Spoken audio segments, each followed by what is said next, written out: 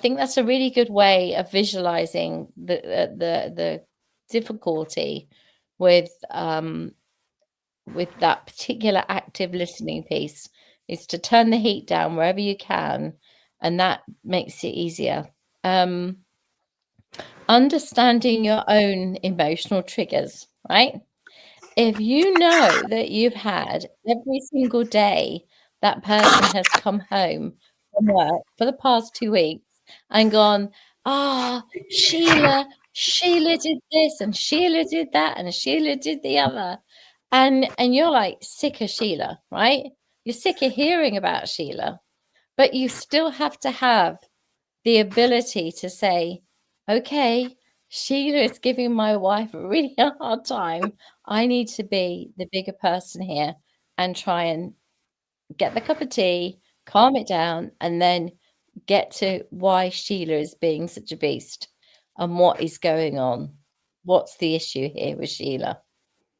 So I think that that's the other part about it. It's dealing with your own emotions at the same time as trying not to react can be very difficult. And if you've got your own triggers where you're like, "I've got so much going on at my own office. If I only told you 10% of what happened today in the classroom, or 10% of what happened in the office, or 10% of what happened on LinkedIn today, right? And all you want to do is moan about bloody Sheila."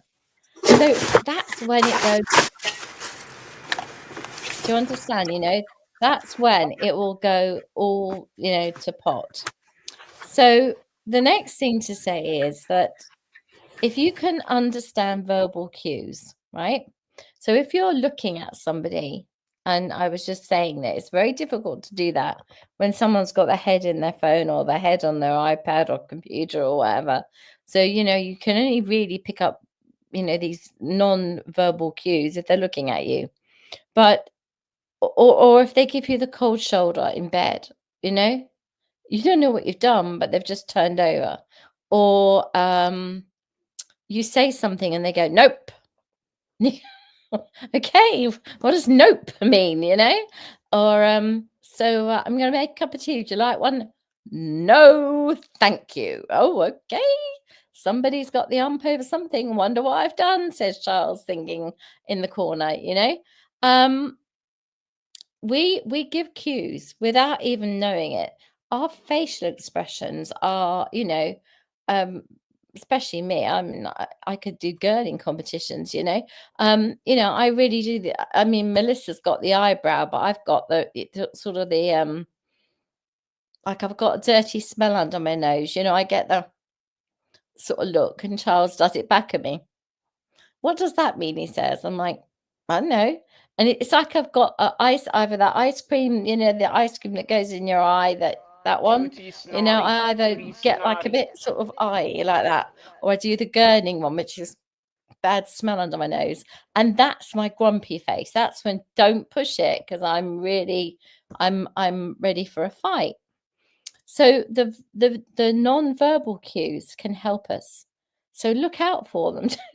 Don't look out for mine because they're mine, but look out for your families, look out for your partners, look out for your kids. You know, we hear so much nowadays of, oh, social media, but at the end of the day, if a child or a young person isn't looking at you, then you can't learn their visual cues because their head's down. So, grunting is not an answer. I don't respond to grunting. And I have a friend who told me that she texts her child to tell her child that dinner's ready. And I'm like, "I beg your pardon?" She texts her child who's in bedroom to tell her that the dinner's ready to come down for their dinner. And I was like, wowza. I said, "And do you have phones at the dinner table too?" She said, "It's just easier than having the argument." And I was like, yeah, wow. You can't argue with that. There's no point. There are some times when you want to get into a battle, but that isn't one of them. I can't change that situation, so I have to accept it. Trying to show that you understand the other person's perspective. Michael made a very good point there, and he was saying, that it's seeing it from everyone's side, and that's not always easy. Yeah. And sometimes it's easier to blame. We are a nation of blamers. We like to blame, we like to point. It must have been you who used the last of the toilet roll. It must have been you that did this or that, or the last of the toothpaste, or whatever it is that you're going to be arguing over. Um, and actually, it could have been you because the last bit in the pump might have been you. And you'll swear blind that it wasn't, right? But you brushed your teeth and they followed you in. So whose fault was it? Not mine. Can possibly be mine, right? And we argue about the most ridiculous things. And these little things, these small things, unfortunately, are the ones that get bigger and bigger and bigger. And it's learning to say, okay, yeah, it must have been me. Sorry. So easy. Sorry. Yeah, it must have been me. I must have done that. Yeah. I was the last one in the toilet. I must have used the last of the toilet roll. I know that I would always change the toilet roll because I can't stand it.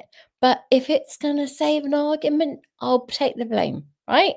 Last night, Ben was changing his sheet and it didn't fit his bed. And he obviously got one from uni. He's got a 3/4 bed. He was trying to fit a double into this and he was trying to scream and shout because his bloody mattress wouldn't fit in this sheet, you know?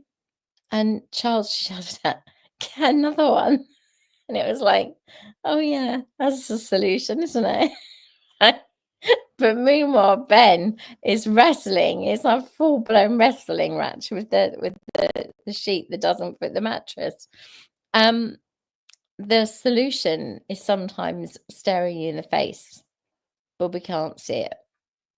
And that to me is one of the biggest lessons you can ever learn in life.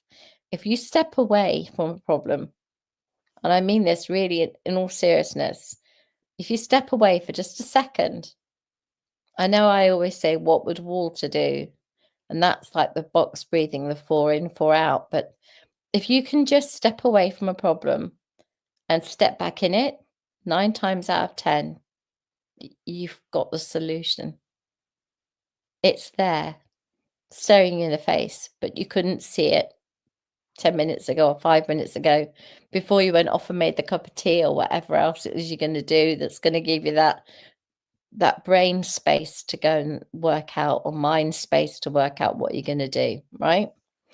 So identifying and eliminating stress triggers are so important. We are all living with these stress triggers and we don't even know what they are. If somebody asked me to write down my stress triggers, I'm not sure I could do it, but I'm sure my partner could. And I think that's the true of all of us, right? And our family and our children and everybody around us knows what our stress triggers are, but perhaps we don't. So that's something to really consider. Try to have a collaborative mindset. Now, I I always say teamwork gets is dream work, gets the dream job done. The more in the team, the quicker the job gets done. So if we have a problem, the cleaner's not coming, right? The house needs cleaning.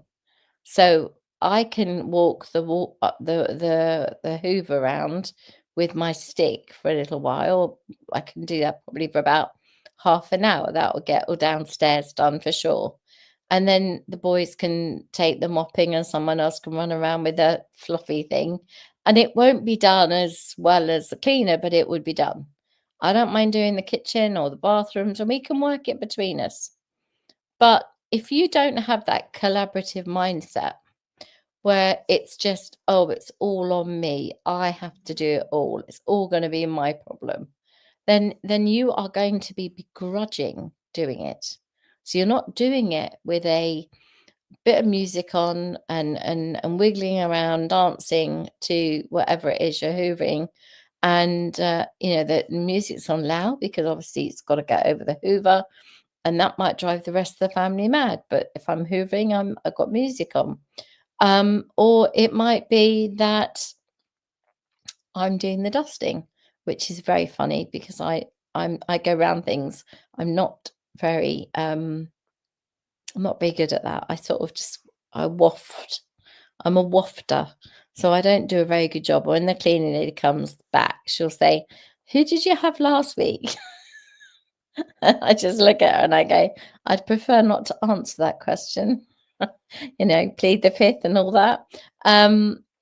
Yeah, I admit I'm rubbish at dusting, so I'm probably better off with a Hoover. But then the boys can't stand the noise of the music. So you know, the thing that I'm trying to say here, it's really important that if you have that collaborative mindset, that team mindset, you seek a mutually beneficial solution immediately. You've already solved the problem because you're doing it together. And because you're doing it together, it sort of doesn't seem such a big issue.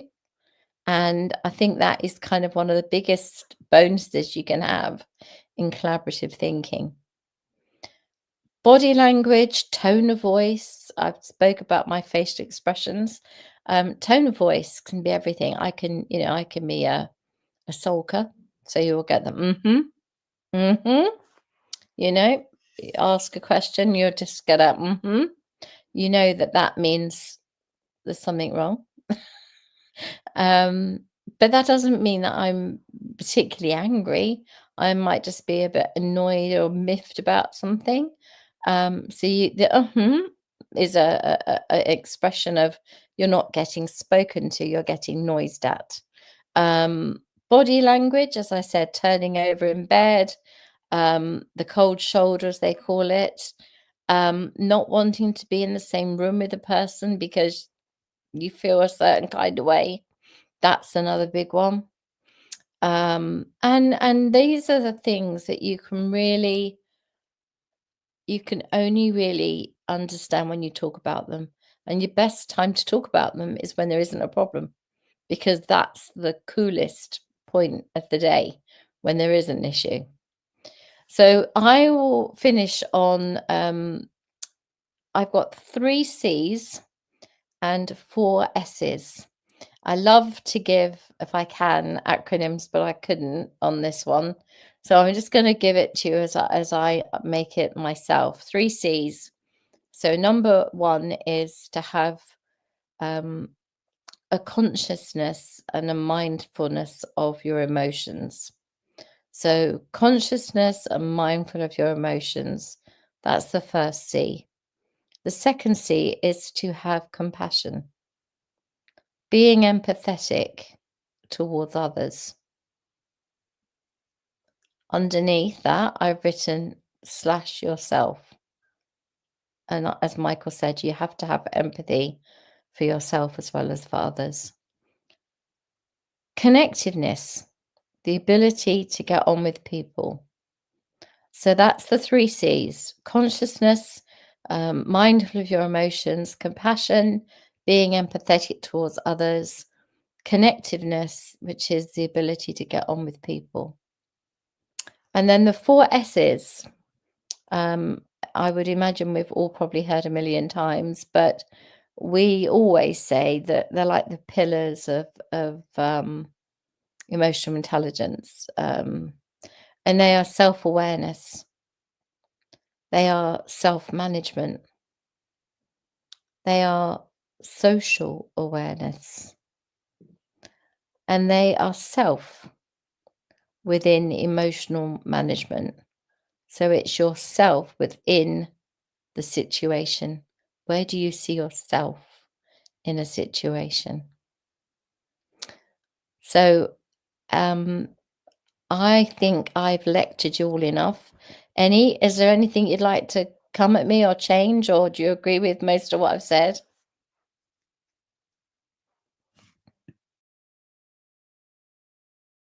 Sorry, I lost my. Can I ask a question? Of course you can.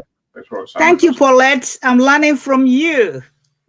Thank you so much. What you said, this 3 C's: consciousness, and what are the other one? consciousness and mindful of your emotions. Okay. Compassion and connectedness. Compassion and being empathetic towards others. And then the last one was connectedness, the ability to get on with people. Compassion and and connectiveness. Okay. Well, thank you. I'm learning from you. I can. Thank you. I usually learn from you, so that's lovely to hear. Yeah, thank collaboration, you see. See, I think there is so much to this topic. You know, of course, I like your 3 C's. Your S's got me a bit lost. Self-awareness, self-management. Self-awareness, self-management, self-awareness, self-management, social awareness. Oh, yeah. And finally, self within the relationship management. So managing yourself, i.e. self-regulation, your own emotions, regulate. Like I said about the argument, you know, if you come into an argument and you're fired up and she's fired up, before you know where you are, it's gone from 0 to 200.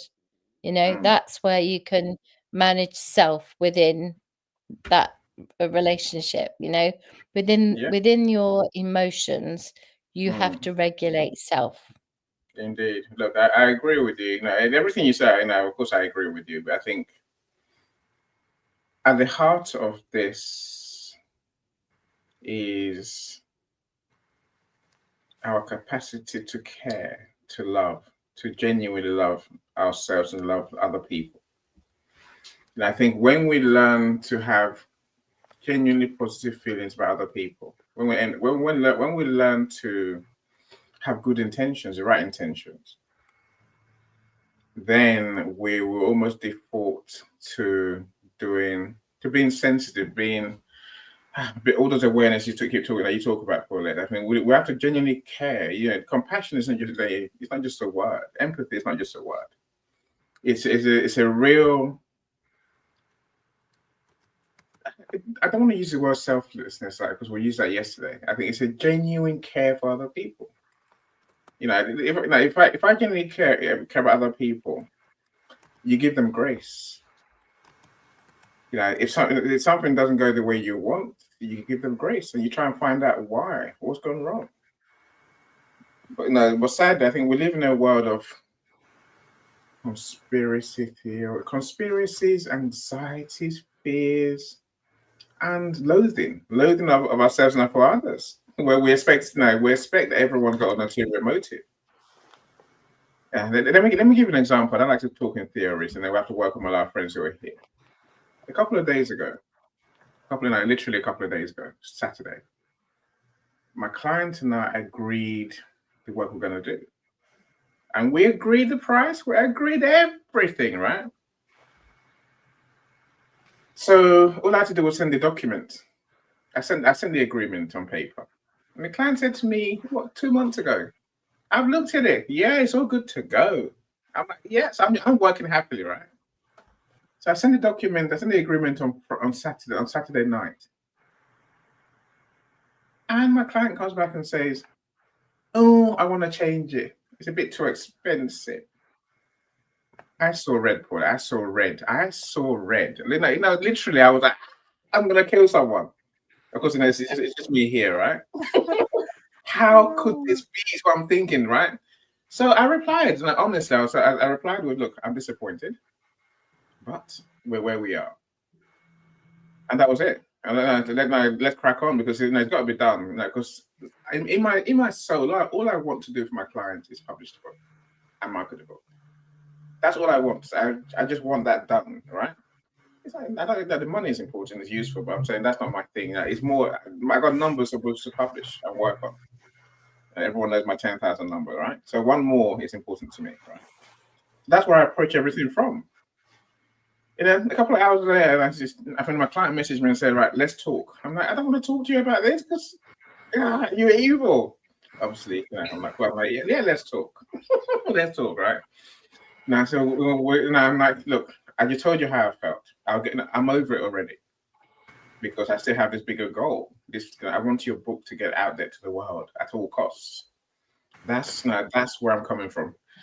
I'm telling you all this, my friends, because it's simply that the fact that my choice to calm down, my choice to talk, my choice to listen above all else. Because the point was that my client has already published other books. They never told me this, right? So I'm saying, if you can do it yourself, why would you want to pay me to do it? I get it. It's fine. I really get it. It's not a problem. I'll do my thing. But here, the weird thing, my friends, is that we managed to negotiate for my client to pay me more than I had in the agreement for doing less. How can I be right? That's the benefit of truly this conversation, and truly leading with love, leading with care for the people you're talking to, whether it's your personal, whether it's your partners, your kids, your pets. Then when you lead with love, things work out for the better. You find a place where you can talk, where you can agree things. Imagine if I was screaming at my clients, you really are evil, I hate you, people always do this to me. Where would I have got to pull it? Probably lost a client. Right. So we need to learn to truly lead our lives with the compassion, the heart to do good for others, to do good for ourselves. I think with that heart, what's right comes naturally. It's rare that panicking is a solution. I think that to say that, Annie, is lovely, and to say that is how we'd like it to be in the world. We're living in a world where that isn't the case. Love isn't the first thing that comes to mind. We aren't all loving on each other and caring for each other and looking out for each other. As a rule, we are looking out for ourselves. And when you are living in a very self-orientated world, it makes it very difficult to have that compassion.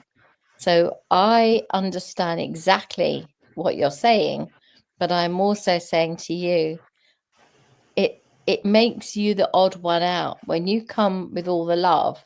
When I come out with comments like, I really love you and thank you and appreciate you, and I almost see people going, right? They're like frightened of me. There's a scary, loving monster over there who wants to love on me. Get her away, and it's not natural to them, right?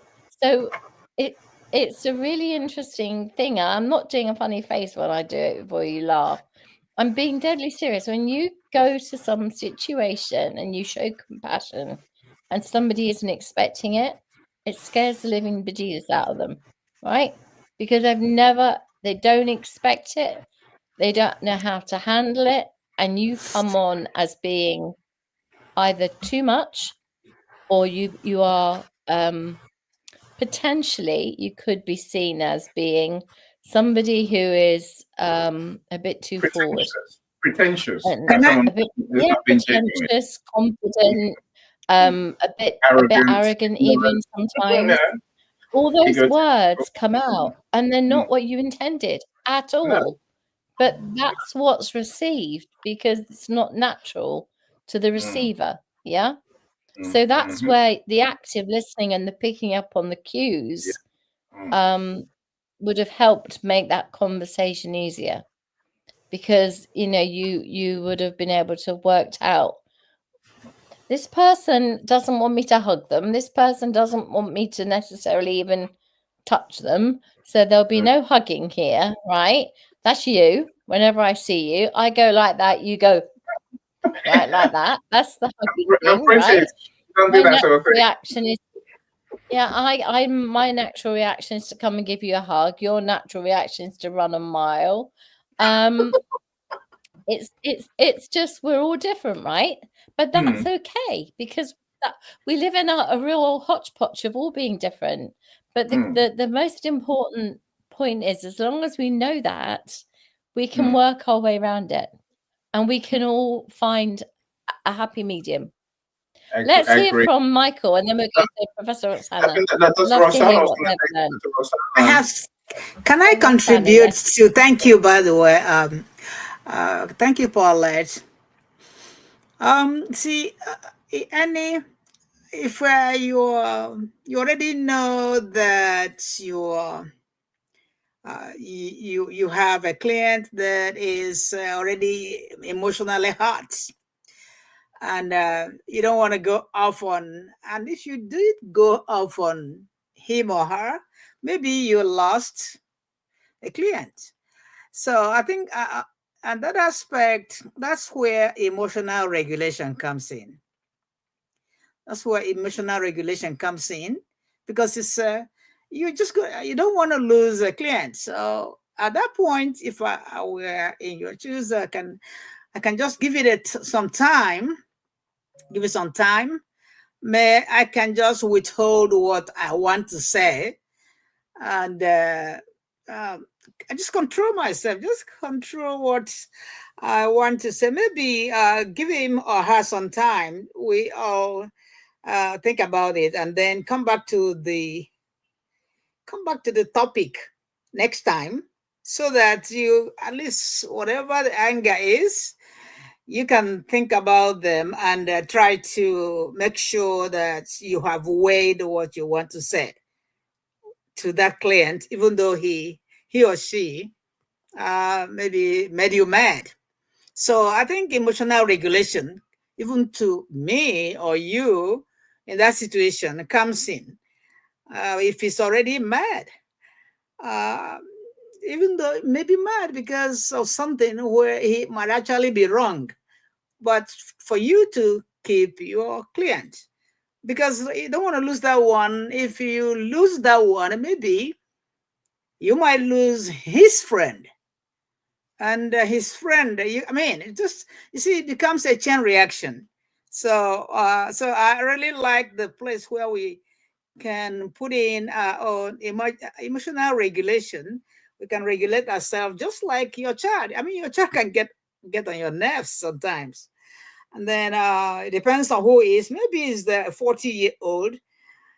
Maybe you want to think about. You can postpone some discussions till the next day. By the time it is the next day, he has thought about it, and you have actually thought about it, and then you can handle the situation. So that's what I want to say, because really, anybody can hurt anybody anytime emotionally. And what you said the next moment matters a lot. It could be couples, it could be your child, it could be your client.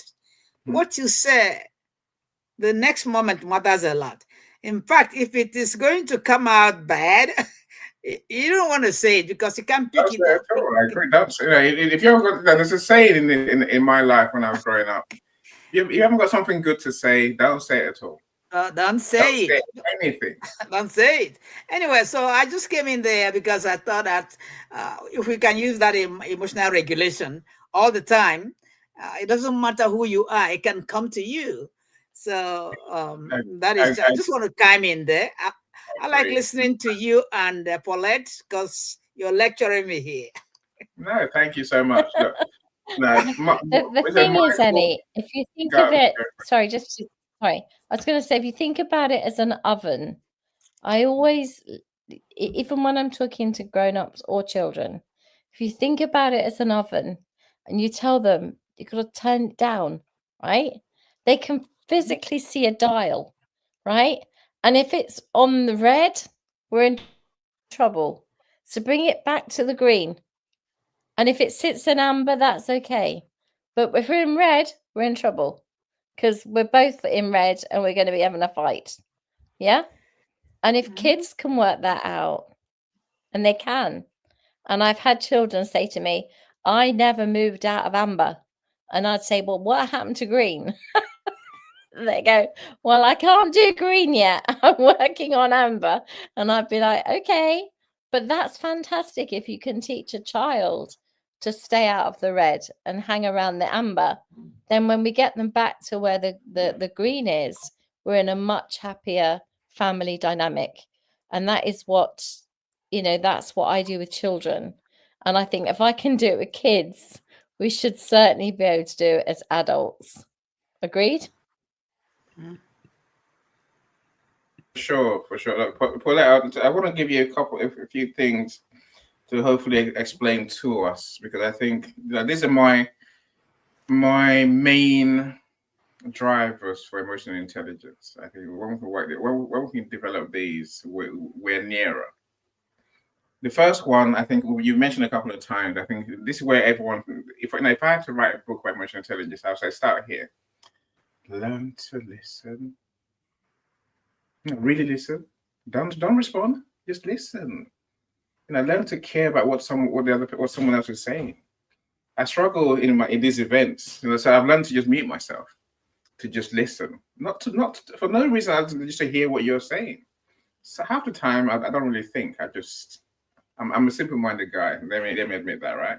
So I just learn to listen. If you listen to someone, it takes the heat out of the situation 100-fold, Paulette. Suddenly they feel heard. They feel like you care. It's not a cheap trick, but it's a simple trick we can all do. The more we listen, the more we hear, the more we can then decide, how can I mold the situation to get what I want? I can't say that enough. I really can't say that. I'm saying that at the heart of our conversation, Paulette, I think many people miss this, right? It's all about, how do I get what I want? This is a conversation we're really having. It's not about how nice can I be. It's really, how can I get what I want? The only way you can do that is by being emotionally intelligent. It's by bringing the other person into a trusting relationship, a trusting conversation, where you're both open to give. Really, and I say the second step I'll say, if I had to write this handbook, is let's develop positivity, genuine positivity. Expect goodness out of people. Expect goodness out of yourself, and then give goodness. And you'll be amazed how they give goodness too.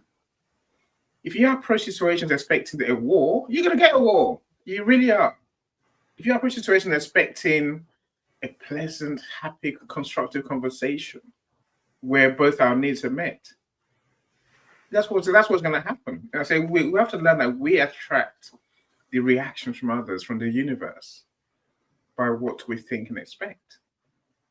So approach all situations with happiness and joy. You'll be amazed what happens. Just try it. Earl Nightingale always says, try it for a month. Genuinely try it for a month. Expect the best, and you suddenly see that you're getting the best. Of course, give the best as well. What's my last one? Oh, be the oddball.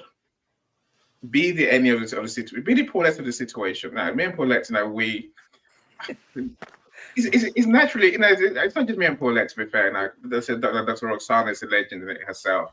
As I see Michelle in the audience, Carolyn, I see you, Dr. Lisa, now Michelle B, Linda, say of course Dr. Melissa. And these are all people who have a heart of gold. Let's be on their level. Shower them with love. Yes, you might kill them with love. It's better that way than to have a war, I assure you. And you get a lot more of what you want when you shower everyone with genuine care, genuine interest. That's my take, Paulette. I wonder what you think about any of that. I'm gonna come back to two words you used, which I think truth and honesty are vital, because people don't always tell the truth, and that can skew how we react. I think being open to give is there's nothing nicer than killing people with kindness. Being told you're, the queen of kindness is one hell of a compliment. Does it mean I get bothered by a lot of people for money? Yes, it does. But does it also mean that people have noted that I've got a good heart? Then that's good enough for me. Then I've won, right? So I don't even disagree with anything you said. The key is the listening, active listening is so important. And it's, if you're in sales, if you're in marketing, if you're in whatever your job, if you're in charge of a plant, machinery, whatever, we all have to follow instructions. We all have to do what is required of us. That is like a specific. We're given a specific instruction, we follow it. when we talk about this stuff around the edges, lots of people call it airy fairy. There are lots of people who think it's all a bit of fluff, but actually it's so much more than that, because you'll have better relationships at work, better relationships at home.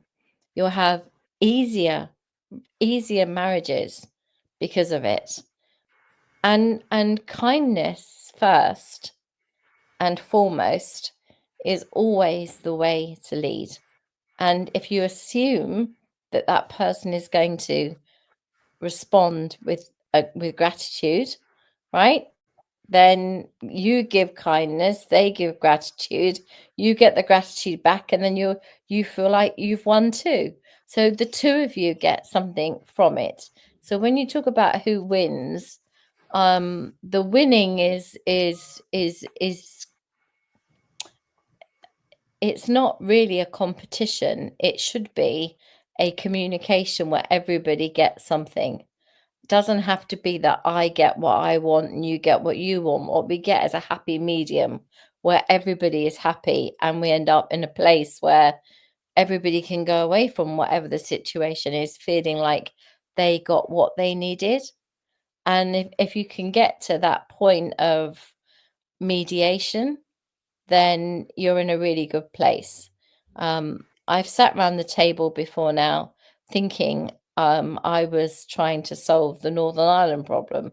That's how fierce of a problem I had. And then when you actually break it down, everybody's hurt. People have all been hurt by each other. People have all been backstabbed by each other. People have all let each other down. And so there's so much hurt around the table that it's got to be cured first. You can't fix the company and the people until you fix the hurt.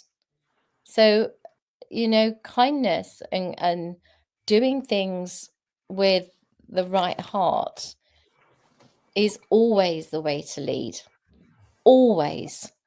And when you're in a situation where, like I've been, where I've had to say to people, look, I think the only way we're going to fix this is if we all have like an open forum where you get 5 minutes to say what went wrong with the company, right?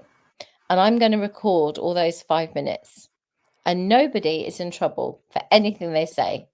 All right. I don't want it to be A, personal, and I don't want it to be B. All right. I don't want it to be specific about a person. If you want to talk to me about that separately, we'll have a conversation. This is an opportunity for you to tell me where you think the company has gone wrong, where you think the company has let things slide. Okay. And when people do that, they feel so included. They feel like they're part of it. They are so willing to help fix the problem, rather than feel like someone's come in and this is how it's going to be. You're being sacked. Factory, this is closing, shutting that, doing this. I come in and say, let's talk, right? It all starts with a conversation. And it all starts with us being empathetic towards each other. And if we can't do that, guys, you might as well shut the door now. I agree, we will but shut the door. Paulette, they're just that's what I'm thinking in my head. Some people will say to you, "Oh, but I've been so hurt. I can't forget. I can't forget." Then they need to leave, because they're no longer going to be able to be part of a team. If you feel that way, that you cannot get over whatever it is, then you need to go. It's the same as in a marriage. If somebody's being unfaithful and you can't see past it, whatever Toulouse says about her raging waters or whatever they are, raging whatever it is, I still say I'd chop it off and it'd be gone, and that's it, end of story. But the key point that I'm making is, everything starts from a conversation. And if that person says, I can't forgive X and I can't forgive Y and I'll never be happy here, well, I'm really sorry. There's your resignation note. Thank you very much. And when someone sees you do that, It's all on my table ready. I've got their name, your name is, and I'll fill their name in and I'll hand it to them. And I say, you've got till tomorrow morning to think about it. If you come back tomorrow with a different attitude, you can come back to the table. And it's not nasty. You sound like a meanie, but I know you know. Look, it's not being mean. I know. It's you can't have rotten apples. Yes, no, but I say also, I think you're very clear. I think you're clear in what you want. You're clear in where your boundaries are, where your lines are. You know what your values are. We have to be very clear. But if we're trying to explain that to a table of workers who think their company's about to close down, if I walk in there as the most empathetic person they've ever met, with the most emotional intelligence of someone they've ever met, they're going to be like, we heard that you were the hatchet lady. And I'm like, well, the hatchet's in the car, you know, I don't have to come in here and be like that. But if you want me to be, I can be, right? I would rather us all sit around the table and have a conversation and work out a way forward together. And if anybody isn't happy with that, as I say, I've got the resignation papers here. All you need to do is sign it and you'll get you whatever you're due for the time you've been here. Yeah, look. And it sounds like I'm being dismissive. I sound really dismissive, but I'm not. You have to have absolute clarity of thought that you're giving someone the chance to use every piece of empathy they have, look inside themselves. And if they can't find that, then it's impossible for them to be sat around the table with me. And I know it sounds cold, but that's what emotional intelligence is to me. Yeah, we better let Michael speak. The poor man's been waiting for about 4 hours. No. Michael spoke for a bit. Michael, we'll come to you. Look, I can't believe I haven't welcomed our friends. Let me welcome them quick, Michael, and we'll come to you. Dr. Melissa, Crayon and Concentric Circles coach, also international bestselling author several times over for the books she's written in the last year. Welcome, Melissa. It's easier to say Venn diagram. I tell you, concentric circles. And there's a Venn diagram, of course. If you think me and Paul are being crazy, I talk to Dr. Melissa, you find out how she transforms companies with very simple, practical strategies. Yeah, and I do, Dr. Melissa. Linda, thank you for joining us. Glad you're here. Michelle B, we see you. Michelle. Hello. Michelle R, so Michelle Ramos and Michelle B. And I am Paulette. She just joined us. Yay. We have a neurodivergence room tomorrow. So please do join us with now, especially if you have experience of children or parenting children with special needs. Neurodivergent children, call them what you like. I'm saying some children have IEPs for a reason. How does it really apply? How does your society, your community really apply those IEPs? Some get implemented, many don't. This is a problem. Our parents are furious the world over, UK, US, and many other countries, because the promises are rarely met. Come and tell us your experience. Come and give us your strategies to really get this implemented. Some of it might come down to what we're talking about today, Paulette. In emotional intelligence, you have to play the game. You have to play, how do I get what I want from the system? And that's a big game, I assure you. Join us anyway tomorrow evening. Let's talk about it. Dr. Lisa, everyone's favorite menopause dietitian, holistic health and wellness genius. Not to mention several times international bestselling author as well. No, we adore Lisa, so of course we'll have our room tomorrow evening. We're talking about financial awareness. We're talking about how to build your wealth in midlife. And I said that we've got Leah Garcia joining us. Surprise to you, Paulette. I'm trying to send you the link. Yeah, you know that already. So do connect with Lisa and do join us, my friends. Do join us. Caroline, we'll see you. Glad you're here. How you doing, Michelle? Michael, Hello. to joining us. Hi. To my big project to I'm help us set here up. partially. How are you guys? Oh, I forgot you were here. So I'm looking at you, Michelle. Ignore me. There's a word for people like me, right? There's two words. One starts with Eddie D. keeps me up at all hours of the night. Yeah, I'll come to you. Give me a second for Michelle. I don't want to interrupt you when you start talking. Michelle, which Michelle is this? Michelle, that's like Michelle Whiteside. I think so. Yeah. Michelle says, so true, Annie. I have to run to meet my clients. I'm available messaging. So Michelle Whiteside is our resident therapist in the US, especially. So if you've got any issues, get in touch with us and we'll happily signpost you to talk to Michelle. I don't know what Michelle's saying. You can't control someone else's actions. You can control your own reaction. Exactly that, Michelle. That's what it comes down to, really. That's what it comes down to.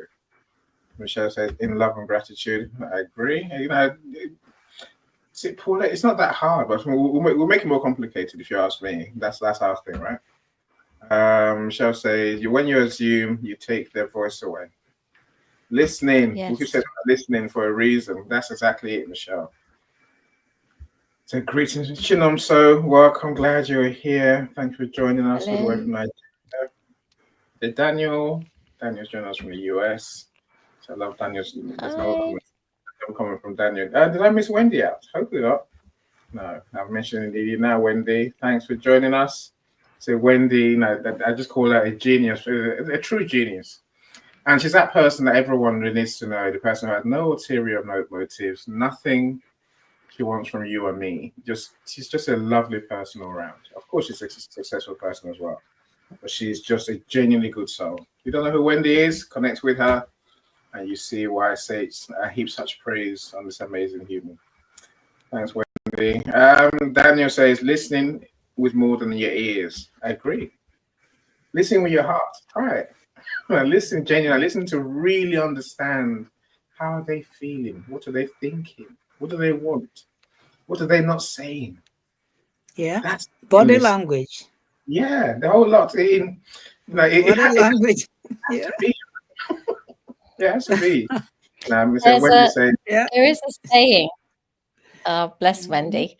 There is a saying in therapy that we say to ourselves is called WAIT. WAIT. Why am I talking? What you should be doing is listening, right? So when you find yourself talking too much in a therapy session, you must stop. Give the other person the floor for you to be able to help them.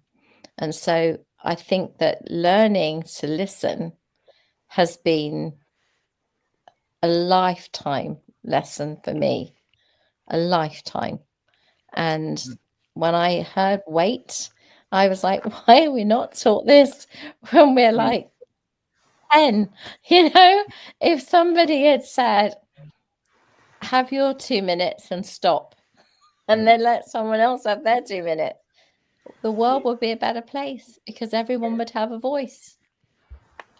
We overshadow people without realizing it.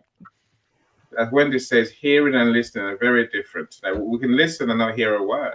Absolutely. Amazing that, because when we're not interested, we have other things on our minds. And being present, being just genuinely caring what the other person has to say. Genuinely care. Want to know, almost like being active listening. Yes, active listening. That's different. That's where you purposefully stop what you're doing and you give your full attention to that person. That is actively listening.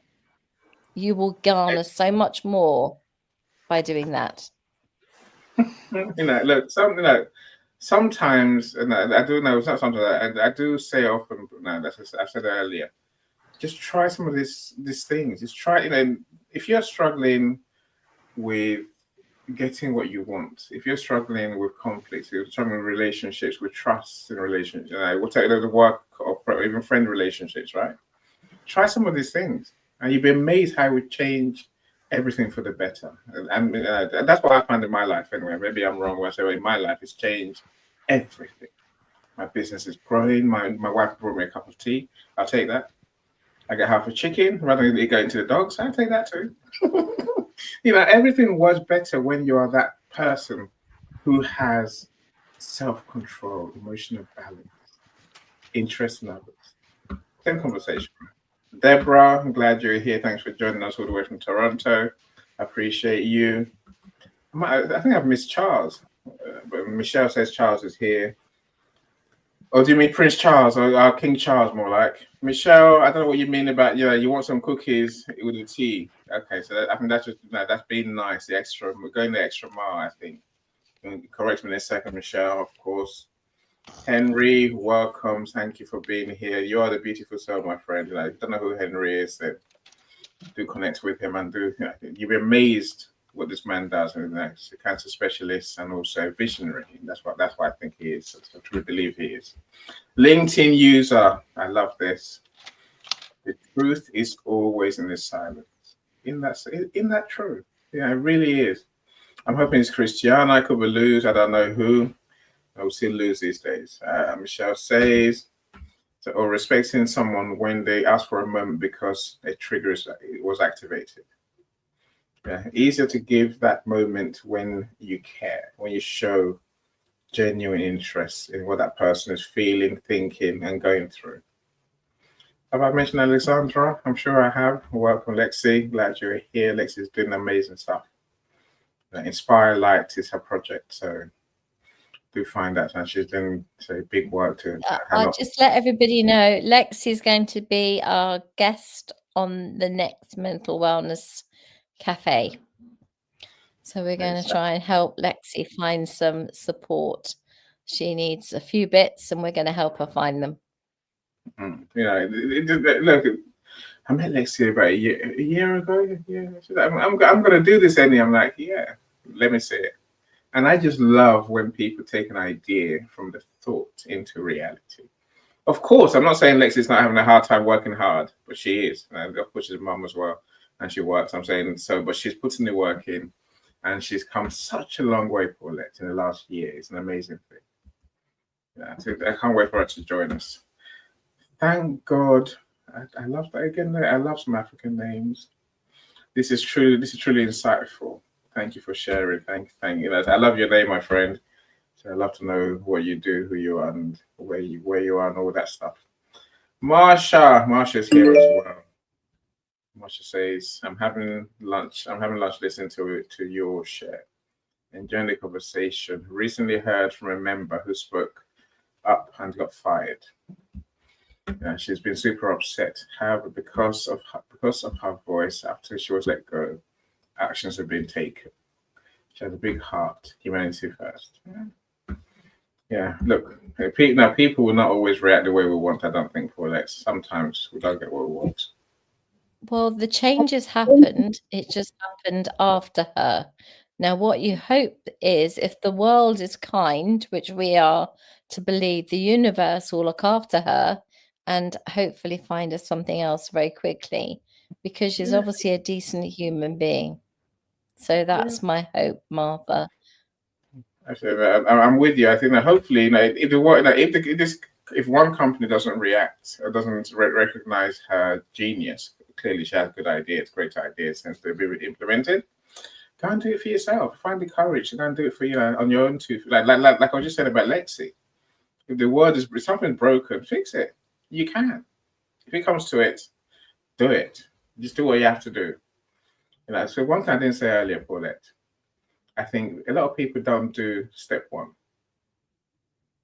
They go down the road of, it's all gone wrong. It's a disaster, right? I'm saying, let's learn to do step one. And then let's see what step two is. That's gone wrong. That's going to go wrong. Everything's going to go wrong. No, it's not. Really, it's not. Take a step at a time. And with each step, have that positivity, have that kindness, have that clear intention, communicate, and the world's a better place for you. Now, for me anyway, I keep saying that because what works for me may not work for you. I accept that. Welcome, Sharon. I see you. So yes, you can benefit from strengthening listening skills throughout our lifespan. Agree, Sharon. And active listening is crucial to everything we're trying to do in life. It really is. Anyway, I'm so glad I learned some of these skills, Paulette, but I'm still learning every day. So that's why I still read the books. That's why I talk about these things, because each time I talk about it, I learn a bit more. Of course. Blessing, welcome. Thank you for joining us. If I've missed some comments, do forgive me. I'm all right now. I've welcomed everyone. Yeah, if you're here, my friends, drop us a comment. Say where you're joining us from. So we'd love to welcome you properly. So if I've missed you, please do forgive me. I'll do my best. I'll try again and see if I've forgotten anyone. Michelle Ramos, how are you today?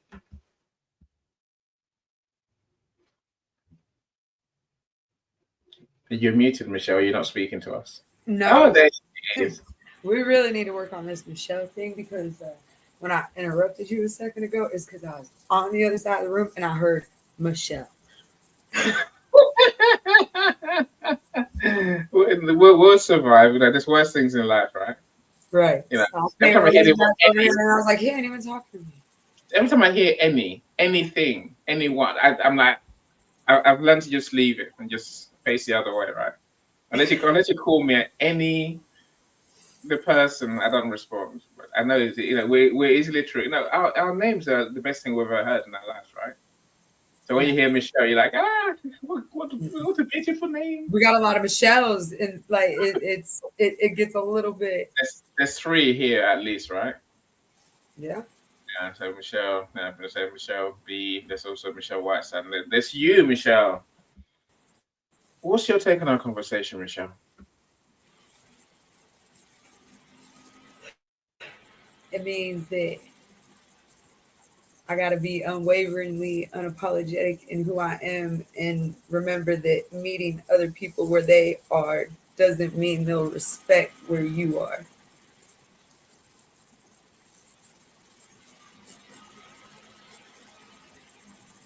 You're muted. Unfortunately, absolutely. I was trying to. Absolutely. No, absolutely. I think that whenever you are in conflict with somebody and there isn't a mutual respect and there isn't mutual acceptance of whatever the circumstance is, the only way to handle it is with the upper hand. The only way. And to have the upper hand is to always remain calm, is to always remain the one that's in control, the one that has your emotions in hand. And when you are dealing with difficult situations, and believe me, I know you are, and I have, you are emotional because you're fighting for something that's so personal to you. And if it's your child, or if it's yourself, or if it's your home, or whatever the thing is that is so personal to you, when you're talking to a body who knows nothing of your circumstance, nothing of your history, nothing of your situation, and yet has an awful lot of opinions, and yet isn't aware of a thing that has happened in your life, the triggers that they can set off are immense, right? And so what I would say is, I was gonna say, it's like, it's not even the opinions or advice that I get, it's the dismissal. It's like, I love hearing other people's opinions or feedback or thoughts, because it'll help me maybe explore something I didn't know, or maybe I might not agree with everything, but there might have been just one little nugget I took in. So it's not even that. It's when you allow yourself to believe that your safety for that vulnerability in those moments is there, But then it's the dismissal of what you're saying. It's like I feel that when somebody to have to be able to say that they have emotional intelligence, they got to be able to admit that they don't dismiss other people, because if you cannot, well, regardless of what somebody feels, who are you to say it's right or wrong or bad or good? That's not for you. It's like even like as far down to saying, what does it feel like to be a girl? That's subjective. It'll be subjective for you. It'll be subjective for me. Who am I to say what you say it feels like to be a female is what that isn't what it feels like to be female for me. So like emotional intelligence, like people, I think when they become aware of this, then they become more aware of how much dismissiveness that they actually do, because it is something that until I didn't know how much I dismissed others, like going through that process. 100%. And the active listening is the biggest part of that, because you won't dismiss what you can learn from. You won't dismiss what may have interest. You don't dismiss what has benefit or use, right? But a lot of people, and I've been in a room that only female and asking, can somebody please show me how to log on, because the system's different to anything I've worked on before. And nobody would help me, because they were just finding it absolutely hilarious that the woman didn't know how to turn the machine on. And it wasn't that I didn't know how to turn it on. I didn't know where to even begin, because I was used to using a computer, and here I was on a system of these big Macs that used to be years ago, which used to have in the trading floor. And you'd have 4 screens and this Mac, and I didn't know how to work this particular style. And if I said to somebody, is this how you are with everybody, or is it just me? And the guy looked at me and he said, what do you mean? I said, are you as ignorant with everybody, or is it just me? And he was like, ignorant? And I said, well, I've asked for help and nobody's offering it. So that's ignorance, right? Unless you're all deaf and you didn't hear me, in which case I apologize. And then they were like, and somebody got up and came over and helped me. And then from that moment onwards, I knew I didn't think I was going back for a second day, because they didn't want me there and they couldn't have made it more clearer, right? Every day it was nitpicking and it was horrible. It was a vile environment. And the thing that you just said that it just reminded me of this is I was dismissed every single bloody day. Absolutely dismissed. And this guy, a horrible man, his name was Michael, but no disrespect to this lovely Michael, but a different Michael. He said to me, do you know, I've never noticed what huge hands you have. And I just looked at him and I thought, what a stupid thing to say. In the middle of the office, what's it got to do with anyone else, right? So I sort of looked at my hands and I have got big hands. There they are, big old hands, right? So I looked at him and I said, yes, I can make most men feel inadequate. Well, that was it. The whole place just went into uproar with hysterics, right? He was made to go, right? He never, ever stepped out of line with me again. And I got a bit of respect. Now, I shouldn't have had to have done that, but I did. And I realized that what you just said was I had to meet them where they were at, not where I was at, right? I had to go to their level, not them come to mine. Yeah. And that's a very hard thing to do when you think you're walking into an environment where everybody wants you. Yeah. Can I add to that very, very quickly, Paulette? Sharon, you are a genius. Sharon has emotional intelligence. She really has. And I'll tell you why. She made an amazing comment. Before that, a couple of messages before that, she's like, "Hey, Annie," to make sure I'm looking. And I looked, and that's I wouldn't send you a comment otherwise, Sharon. But thank you so much. So, and when I keep saying it's about knowing what you want and how to do it, that's a conversation we're having, really, right? So I will say a couple of things from what Michelle has said and what you're saying, Paulette. I think the first one is we need to stop being judgmental. We need to stop assuming. That's what the listening does, right? Actually learn to listen to people. And then I think we need to begin to be more flexible. We need to offer people other options. Look, yesterday, examples. Yesterday, I'm sitting here, so one of my co-hosts tried to do an event off LinkedIn, right? Or not off YouTube. It didn't work. Now, what I've been saying to her, I don't know why it's not working. It always works, right? It always works. What are you doing wrong? Last night, it dawned on me that systems are different. You just mentioned the Mac, Paulette. I think Windows and Macs are so different. I saw it this evening when I was trying to help my wife to convert this PDF. I learned basically stop for a second and think, how can I meet them where they are? What can we do a bit different to accommodate this person's situation and feeling? Something's going wrong somewhere, clearly, right?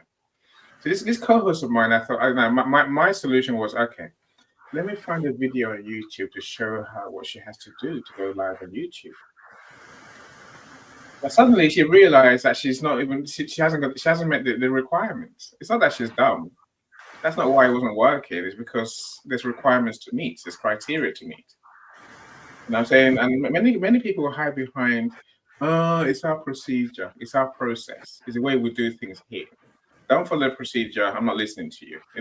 You're wrong if you can't adapt to our way of doing things. I think, but we need to be more inclusive, more understanding. What does this person need? What can we do differently to accommodate them? Give them what they want, and we get what we want. And what we all want as businesses, as service providers, Paulette, is a happy customer. Go on, Paulette. I see you thinking.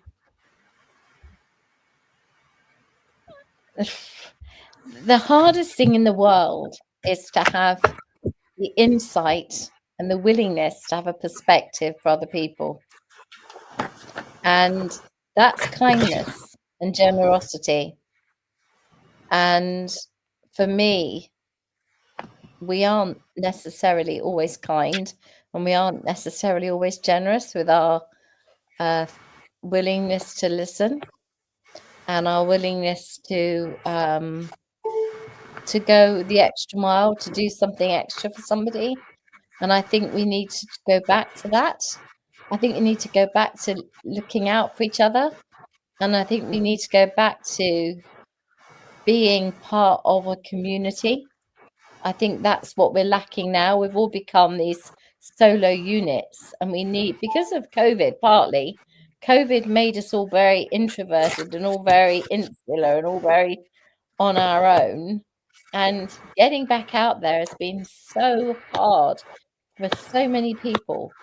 I mean, one of Ben's university friends just didn't want to leave the house, to go back to university, because it was like they're in that position where they just didn't have the confidence. They had it before COVID, but after COVID and spending that much time locked in, they suddenly felt very, very much they needed their family around them. Is that wrong? No, it just means we have to delay it a year and we'll go again next year. But you have to meet people, like Michelle said, where they are at.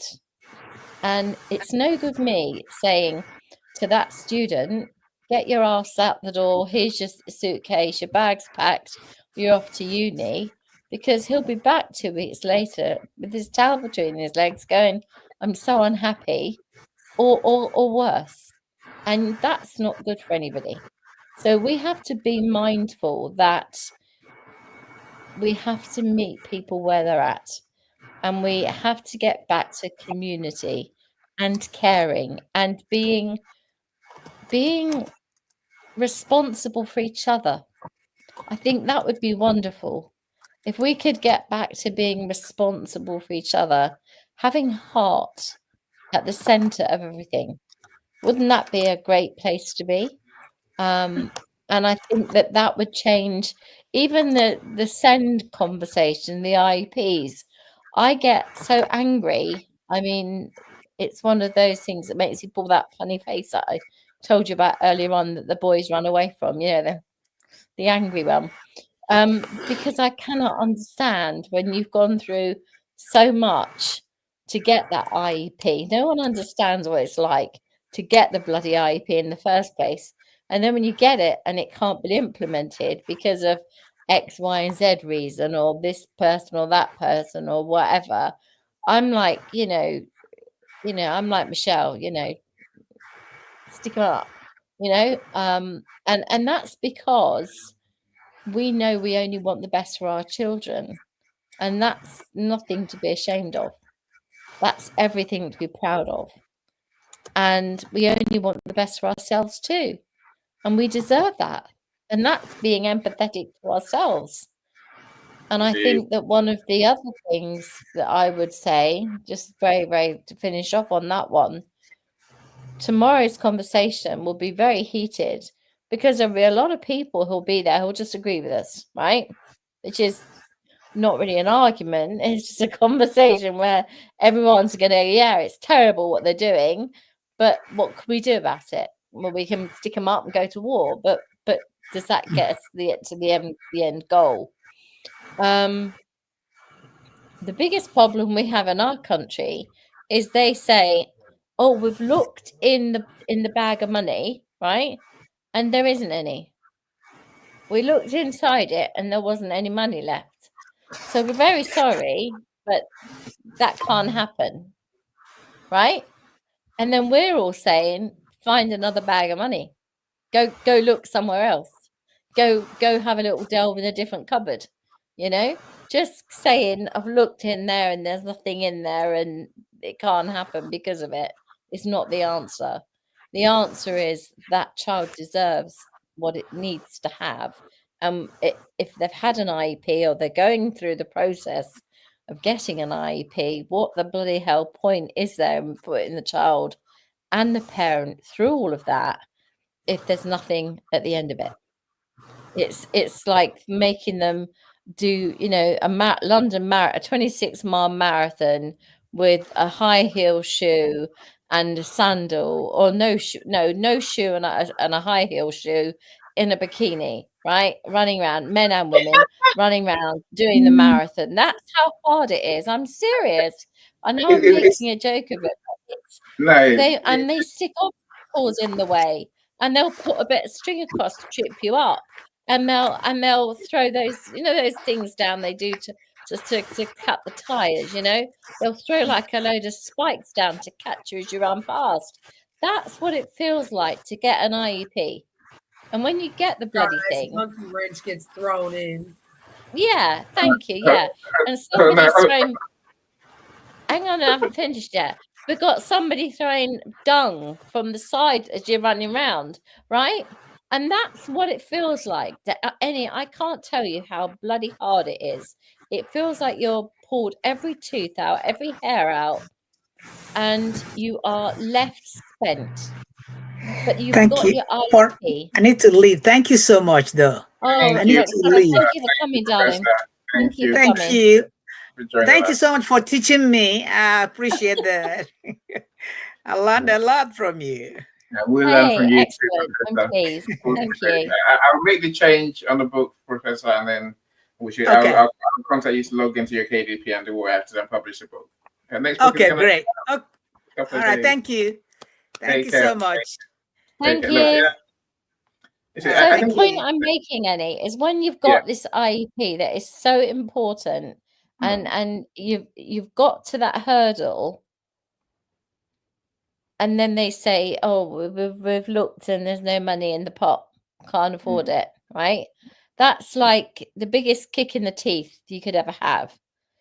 And I feel that for every single parent of a disability, whatever the disability, whether it's a neurodivergence, whether it's a physical disability, whatever it is, if they've got to have some sort of support in school, whether it's a TA or whatever, and the school says we've got no budget, we can't accommodate you.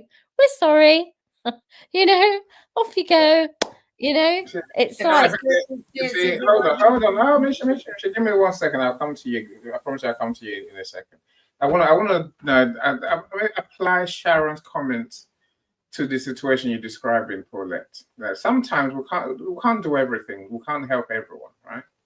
And because as Sharon says, sometimes we just don't have the emotional bandwidth to support others the way they are asking because we're using our emotional bandwidth for ourselves, right?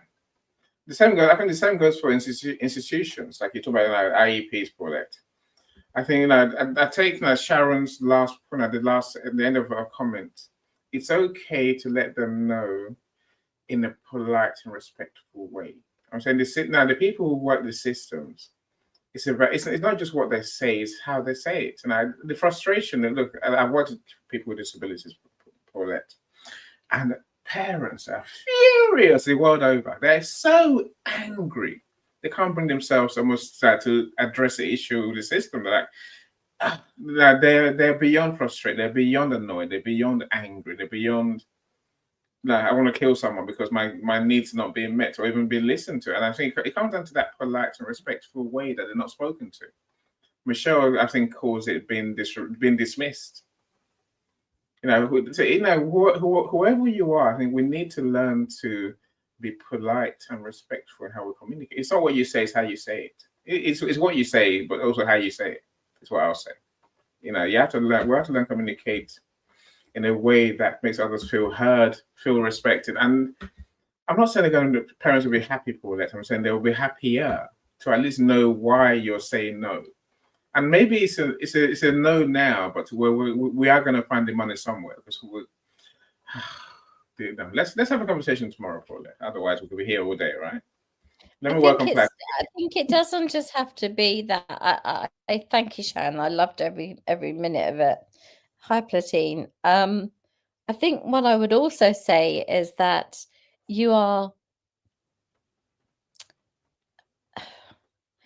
when you're in a situation where countries are in financial messes, right? The world over, economies in a mess the world over. Does my child deserve something any less than anybody else's child? We'll have that conversation tomorrow. But when it comes to how we're spoken to, when it comes to how we speak to others, yeah, we can be respectful, we can be kind, we can always be empathetic towards other people. We can always find the bandwidth to be kind, to be nice, right? Cross you or be unkind or be difficult or be nasty or spiteful, and then you've got this trigger system where you've gone, as I said, back to the dial again. You go, can I stay in the green? No, I've gone from the green into the amber. Can I stay in the amber, or am I floating around to going to the red? And your mind is doing exactly that. Can I deal with it? Where do I stop? It's almost like an arrow floating around. And if we can stop in the green, we've done a lot of work. We've done a lot of work. Most people sit in the amber. That's a fact. We go to the amber, which is kind of like no man's land. We're neither committal nor non-committal. We just kind of go, we'll go make a cup of tea and we'll talk about it in a minute. You leave the room, right? The way that most situations are dealt with are put off. Can we talk about this tomorrow? Let's have this conversation tomorrow, like with me with the resignation note. You can put distance and time in the middle of any of these situations, and they make it slightly more bearable because you both have time to go away, think about the situation, come back. Doesn't mean you're going to come back any less heated, but it does mean that you've got the time to hopefully pull together a more respectful, more empathetic, and more communicative response than you would have done in the spur of the moment. That's I agree all we're 100%. talking about. Really, truly, that's exactly it. But Michelle, I'll come to you. Michael, we do want to hear from you before we go, and we do have to go sometime soon because I have another event in half an hour. Michelle, talk to us. You're muted. Hey, there you are. I think the word bandwidth I would change to boundary, and that it's like it took me a lot to learn. It is so easy to just say I have boundaries.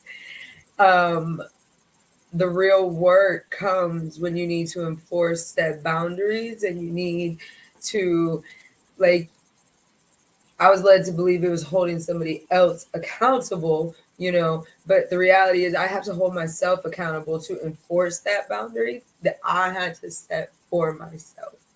And when it comes to the emotional intelligence aspect of it, it's like earlier you have made that statement, like, if you don't have something nice to say, you don't say it. And I'm just like, no, you do say it.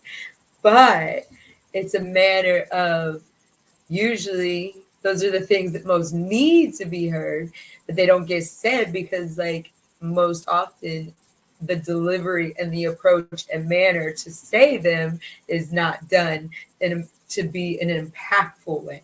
So I just, it's not that I disagree. It's just I am that one. I say what nobody says, but it took me a long time of self-work and learning how to meet people where they are, or even for myself, like, I didn't think I was worthy enough to sit in rooms with doctors or lawyers and talk about policy, and I do this.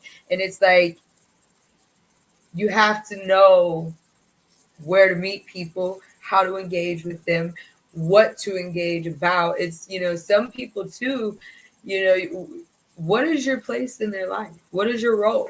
Me and Annie will go back, around this a lot, because I think also that the terms get thrown around. Everybody's not your friend. I don't raise my daughter to believe everybody is your friend, if that makes sense. It's like how your emotional intelligence is going to be what that role of that person is in your life. Not saying, like, I will treat the CEO the same way I would treat a janitor, you know what I mean? But my friend, my confidant is going to be given more grace, or there's going to be more, vulnerability versus an acquaintance or a colleague, and that's where me and Annie have a lot of debating back and forth. I think though, I'm kind of, Annie says everybody is your friend. I don't know that everybody is your friend. I just think you can be nice to people to the point when they're unpleasant to you. I don't believe that you have to take crap off anyone. And if somebody is giving you crap, then you've got every right to give crap back. Now, you don't have to give it at the moment, because I always like to think about my crap. So if I'm going to throw crap, I'm going to have thought about it. And I'm going to have really worked out what I'm going to say, how I'm going to say it, and why I'm going to say it, and stand by it. And that's probably the difference between just going like that. There you go. Bat it back at them, right? I would rather take it, hold it, think about it, come back with what I feel is the right retort and what is worthy of that particular situation. I would rather give like a response also, versus a reaction. Yeah. And that's where, if you like, when we say you don't teach your daughter that everyone's your friend. No, absolutely not. Because because they're not. But what we can say is you can greet everybody with a smile. If they don't smile back or they don't give you the vibe that they want to be anything to do with you, then we go, thank you very much. We put them in the not friendly bin, right? And then we carry on and we meet the friendly one, right? That's how I taught my son. That's how I've taught other children. And in the book New School Niggles, it's all about will I make friends? You know, that fear of will I make friends? And it is social cues that we don't teach. We don't explain about facial expressions. We don't explain about some people don't like to be touched like any, you know. Some people are not huggers, you know. Some people are just not. Don't keep telling them, You know, they think I'm the loveliest, Paul. They think I'm a big teddy bear. no. Penny is not a hugger. Doesn't change who you are. It just states the point. But when I've chased him around my garden, he looks like a terrified little spaniel. And there's me chasing him on one stick at trying to hug him, and he's like running away from me. But you know, the picture, the scene, it's quite amusing, really. But the point that you're making, Michelle, is absolutely right. We really do have to have the ability to have a reply to everybody, and we always have the right to reply. And not everybody will respect it, but not everybody will respect you. And that's life. And we just go through life going, okay, that's on that pile, that's on that pile, that's on that pile. And I'm very happy to do that. I'm very happy to go, not my cup of tea. Yep, that's my cup of tea. No, not my cup of tea. And that's life now. That's life. And when you're in communities, say it again. So I have a question for both of you. So like when it comes to the emotional intelligence of it all and the breaking down of it, so like the approach is like, what do you do when you're in a compromising position with individuals where their assumptions are what is making the fester points, their assumption of what they believe to be issues? You know, like we already know about communication and all of those things, but regardless of how much somebody communicates, assumptions can literally destroy anything. How do you handle those? Because like you can take it to the water, you can't make it drink. The thing about assumptions is assumptions presume. So can we add presumption? Okay.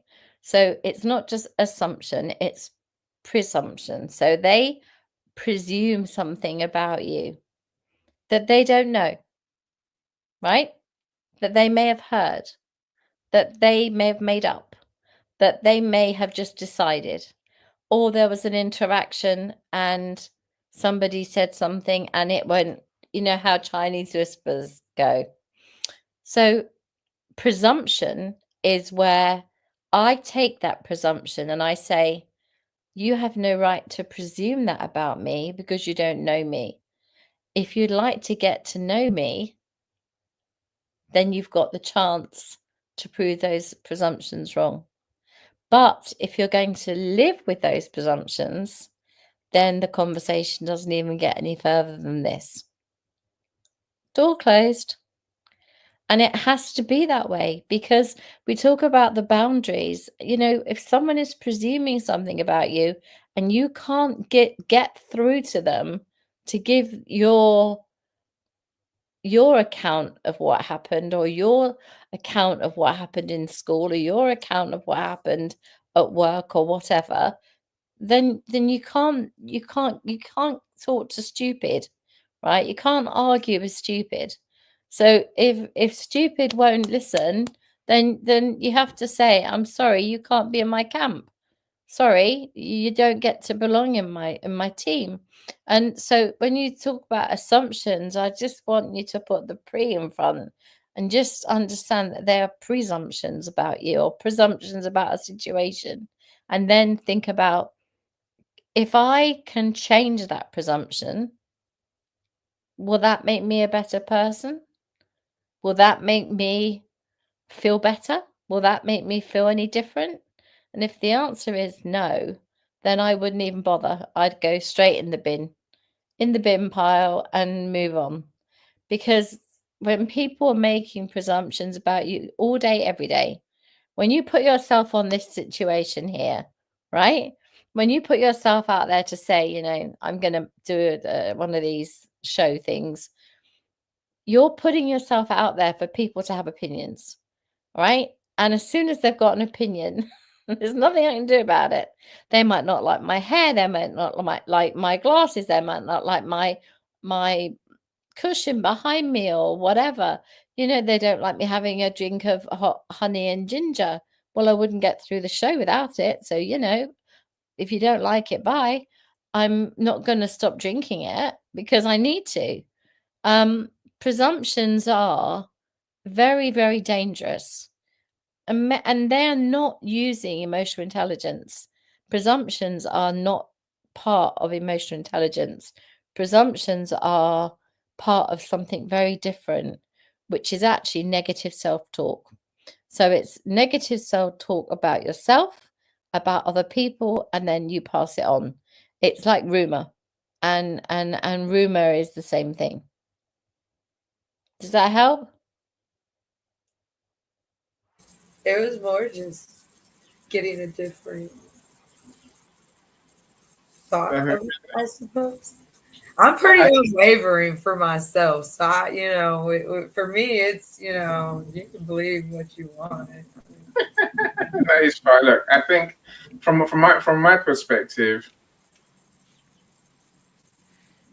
it's the fact that we choose how we act, how we behave, right? And we have to choose, so deliberately choose every time, intentionally choose. What's going to get me what's going to get me what I want? As let's say is, if that's not going to happen, I can choose either how I blow this up so they really know how I feel, or I may choose to respond in a more what's the word I'm looking for? In a calmer manner. But I must make my point. So I think to make my point calmly, I'll say, Michelle, is communicate. Keep communicating. Keep communicating. Keep saying. Keep writing. Find a way to get them to understand. I know you, and I know you always write that letter. Michelle will write a letter.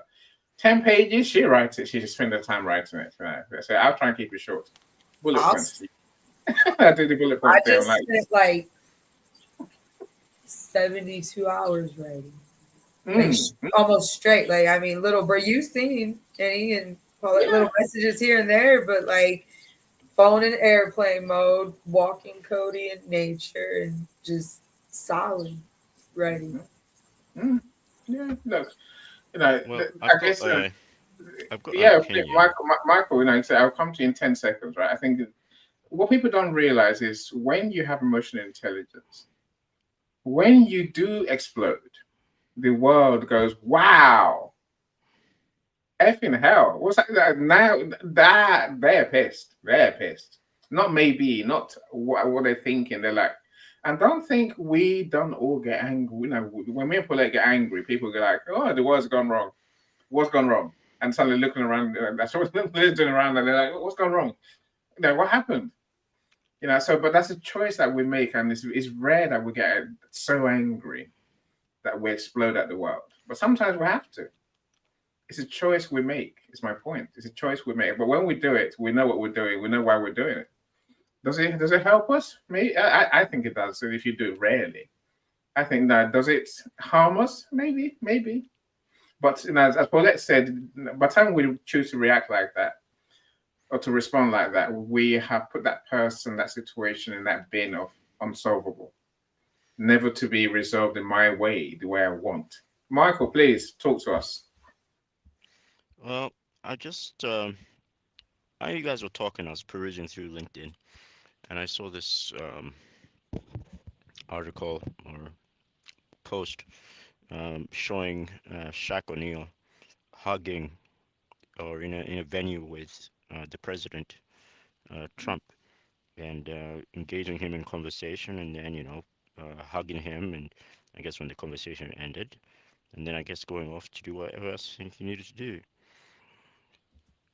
Folks jump on that will say he's betraying us. I can't believe he did that.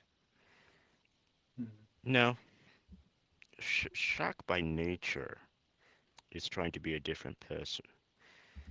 He's built different. He thinks different. The way he operates is different, and you can see it in the way he exudes himself around the world. And you can also see it because when you actually meet him, I do not believe that you can hold, if you have any negative associations with what he does or whatever he's done, I do not believe you can hold that for long because you get to realize that he's just being himself. He's just being himself. He does not go into a battle. He did not go into that venue for a battle. He went into that venue because he was genuinely loving the venue and he wanted to get positive things out of there, not negative things. And if he sees a negative person, he's not going to go in there and make the whole entire, venue, turn the entire venue negative because he's there. No. But he can do something positive. He can be a representative, say something nice, say something genuinely him that comes from himself, from his aspiration. And maybe Trump will get it that we're not enemies. And that's probably just another, you know, another chip to put in Trump's pocket so that he can understand who we are and what we are and where we're coming from. We're not his enemies. We'd rather be friends and just move on. Not necessarily friends, but we'd rather just get along and go on and do our own things. And the hug meant a lot. I don't know if it was just superficial for Trump, but at least from my perspective, um, Shaq did a lot in that in that regards, just giving him a hug. Even though his heart might be recoiling from all that activity, but he's changing himself. It takes a lot of work to do EI, and that's his emotional intelligence that he applied, and that is what Paulette is talking about. And that's what Michelle is talking about. That's what you, Annie, are talking about. Being able to control yourself and bring up the light instead of the darkness. Very nice. I liked what he did, and I liked this conversation. I'd also like to add that there's something that Annie said about you giving the best from the best. There's a saying that I usually, and that reminded me of a saying that I usually post every once in a while, or a mantra. It's not even a saying, it's my mantra. Every day that I wake up, I have to go through this. I promise to give the best to the best from the best. That is my edict. That is my mantra. And there's also something else I gathered from Annie and Paulette and Michelle combined, and that is to be a better person to yourself. You can be a better person to yourself by being a better person to the universe. It's a thing about karma. Yeah, 100%, you- Michael. I definitely say yes on that one. If you go about distributing good vibes, using your energy to create positive energy, you're losing your positive energy In return, the universe has a tendency of giving it back, returning it back. Mm. That karma that you have sent out, which is positive, will come back to you. Always think about what you do, the effect that you're having in this world Mm. as you travel or traverse through it, and learning from it is, at the end of the day, you want to make sure that you've done something positive and that you've given positive energy out so that you can be refilled the next day by the Yeah. universe, because it will. It's not, try it. Just try it. Give it a shot. You have Yeah. nothing to lose. It's written everything to gain. Later. Yeah. No, superb, Michael. Awesome. Mic drop. Mic drop. No, it was worth wait. It's worth waiting for. Now, Michael, everything you say, my friend, I think we The thing agree is with. that Michael, the thing as well, Annie, that Michael just said, that what you put out is what you get back. I do agree. Sometimes it doesn't feel like that. Sometimes you feel like you're up against a mountain and you're thinking, I can't climb that mountain. I can't do it. I can't get to the top because it's too high, it's too big, it's too this, it's too that. And the only way you can do it is one step at a time. And that's the route that we all have to take in life. And I think that a lot of people want to run up the mountain. A lot of people want to go from 0 to hero and wonder why they've not got 10,000 followers in 2 weeks, or why they haven't got, been offered a job on YouTube as a influencer or whatever. Life isn't like that. It's a steady old slog, day in, day out, doing the job that you're doing and making it as pleasurable and as pleasant for yourself and for those around you. That's it. Full stop. Coming home and going, I've done a good day at the office, or being working from home and saying, I've had a good day at the office. No issues, no problems. Everyone was happy. Get on with life in the evening, and that's all we really want. Nobody wants hassle. Hassle comes to us, right? No one goes looking for it. Michelle doesn't wake up every morning going, now who can I have a fight with today? Right? That's not. No, I'm telling you, I know you don't do that. I know you don't do that. But the point is, when you do need to fight, you're happy to roll your sleeves up, right?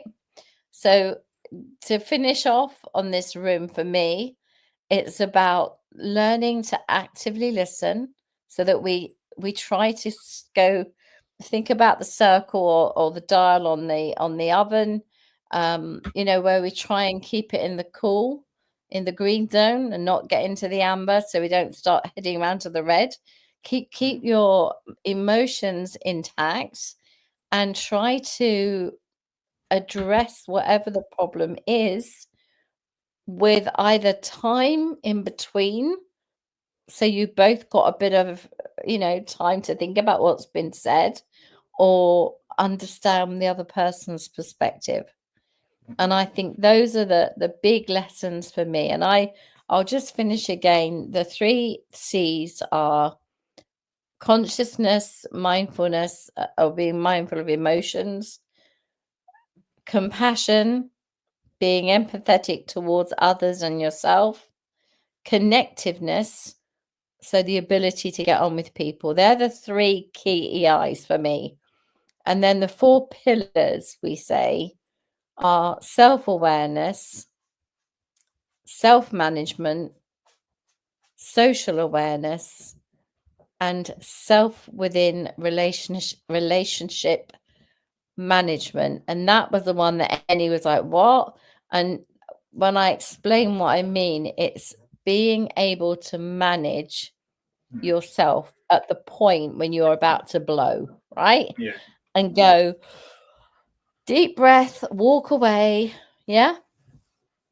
That's the key. Hello, Teddy. Teddy, don't get off my space. I swear, Teddy. He's looking at me. Are you talking to me? He Yes, looked up Teddy. then. He's looking at me. He's Teddy, still looking at what are you me now. doing? What is this? What are you doing, Teddy? He's like, Yeah. whoa, someone's shouting at me. You're a good boy, Teddy. You're a good boy. So they're the key things. We can put the 3 C's and the 4 R's in the comments, but it's just a way of trying to keep yourself mindful of what we've spoken about, and we will move forward with kindness. That's really the key. Kindness. I think you used a different word to my kindness. Eddie, what was your word? I use the word love these days. Genuine love for Love. people. Yeah, that's because you've been reading a book about love. You're all loved up. Return to Yeah. All right. We'll go with love. We'll go with love. Any style. No hugging. no I think hugging, but lots of love. Michelle B's word is breathe. I like that. Michelle says when we communicate, we learn to be friends. And that's the truth of it. That's what we try to talk about today. So look, my friends, this is the journey. So we all have our moments. We all do. The best, the greatest, most successful people have the moments. I think I might say where I learned to start is catch yourself. Catch yourself that moment Paulette was just talking about. That moment when you're about to blow. Don't send that email. Don't send that message. Don't shout. Take a moment. Yes, look at the message that's annoyed you and then go away and think about it and think, right, I'm not going to respond to this. Now let's just slow down a bit and let's learn to just calm down and then choose a response. If you catch us, when I catch myself going down the angry any route, I don't say a word. I just literally hang back and normally go offline and really think about it and then come back with a response. It might be the same one I had in mind in the first place, but at least I've chosen that. Let's learn to slow down a bit and then try and find win-win. Win-win, says Paulette. Win-win is the word. Win-win. We can all win. I get a bit of what I want. You get a bit of what you want. They get a bit of what they want. Everyone's happier. No, maybe not happy. They're happier than they were when we started the conversation. That's the best we can do, right? My friends, I really must go. Paulette knows this. If you bought Coach David's book on book launch day, Michael, you did. Michelle B, I think you're in a draw. Paulette, you're in a draw for sure. And so many amazing people helped us make. Where's my money?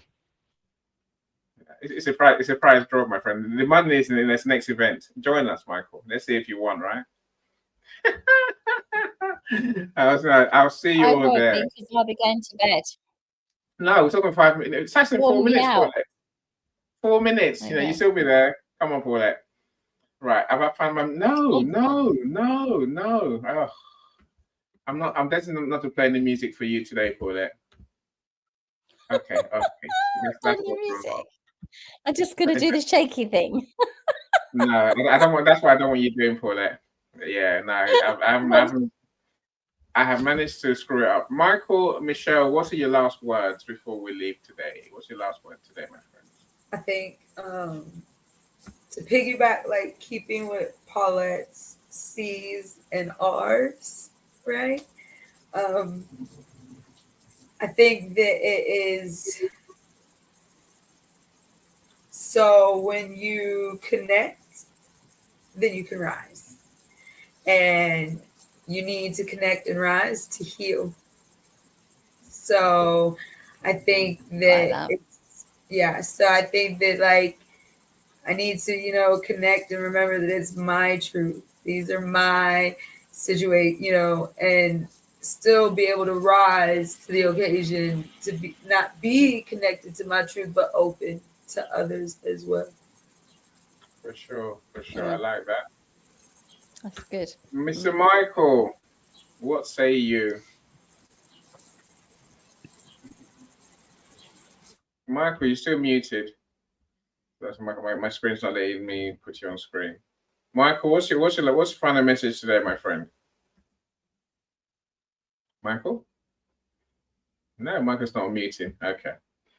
All right, look, my friends, you have been absolutely amazing as always. Thank you for joining us. Yeah, we'll say we're back here again in 2 weeks' time, but we're not back here again tomorrow. Not mental wellness, but that's our Let's Talk Neurodivergence event.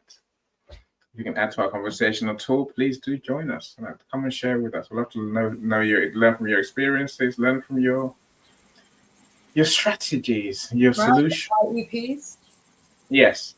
IEPs? Yeah. Yeah, look, and one of the things, it's going to be passionate. I think there's many angry people. There's so many angry people that people don't realize. It's not, I don't think it's anger, though. It's there's a lot of unheard voices.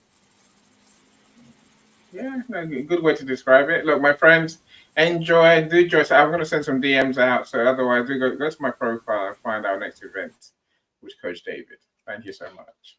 Good luck. You might win. Bye-bye. Bye, everyone. Yeah, Thanks, Michelle. time. Amazing. That time.